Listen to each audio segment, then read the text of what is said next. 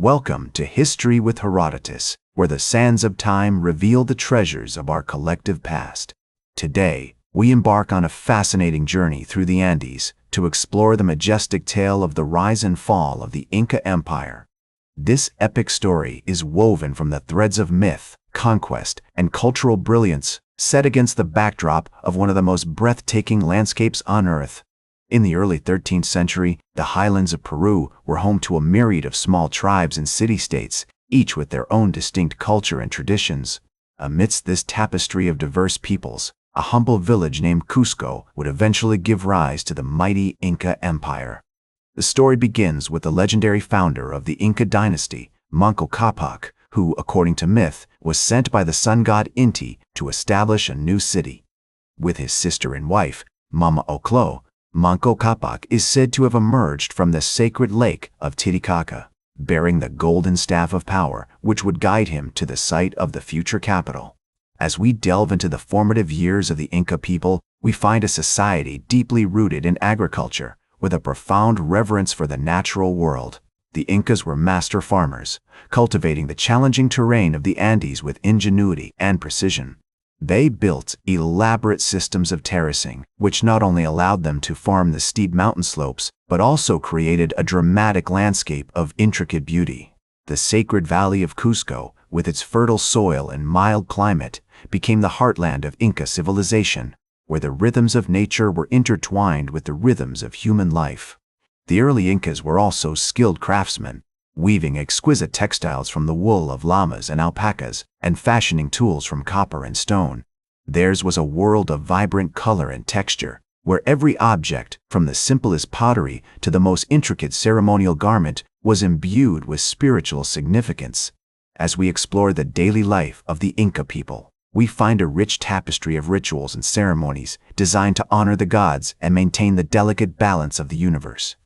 In the 14th century, the Incas began to expand their territories, initially through strategic alliances and diplomatic marriages. The wise and ambitious leader, Cusi Yupanqui, also known as Pachacuti, would eventually transform the Inca state into a powerful empire stretching from modern-day Colombia to Chile.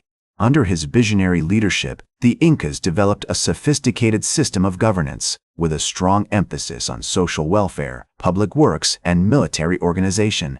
As Pachacuti's reign drew to a close in 1472, his son Tupac Yupanqui ascended to the throne, poised to further expand the empire's borders through a series of military campaigns that would solidify Inca dominance over the Andean region.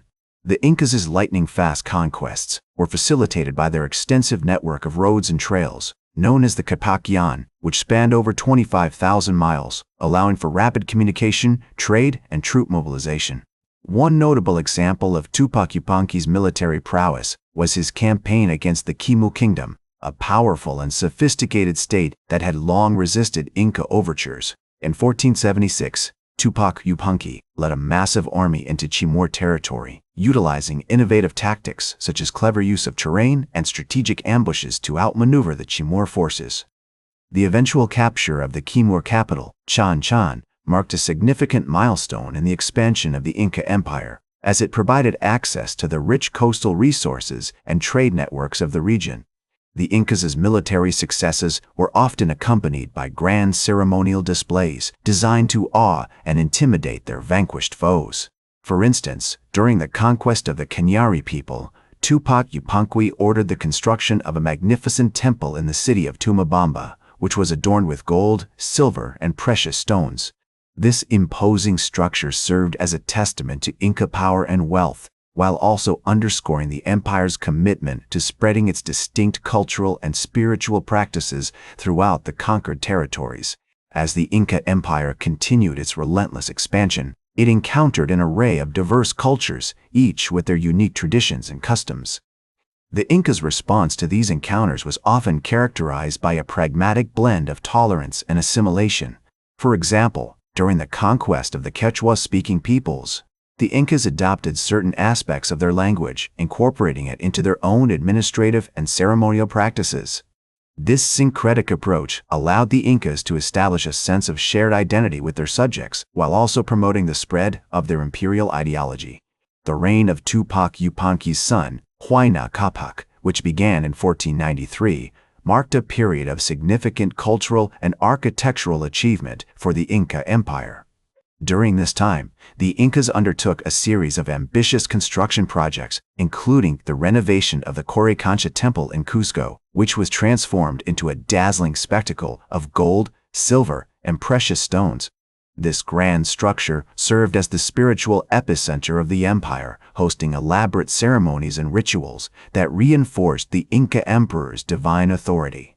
Huayna Capa's reign was also marked by a series of devastating epidemics which swept through the Andean region in the late 15th century, decimating native populations and undermining the social and economic fabric of the empire. The introduction of European diseases such as smallpox, measles, and influenza, to which the indigenous population had no immunity, had a catastrophic impact on the Inca Empire's demographic and economic stability. The reign of Huayna Capa's successor, Núñez de Balboa's contemporary, Atahualpa, marked a period of intense turmoil as the empire was beset on all sides by internal power struggles, external threats, and the lingering effects of disease.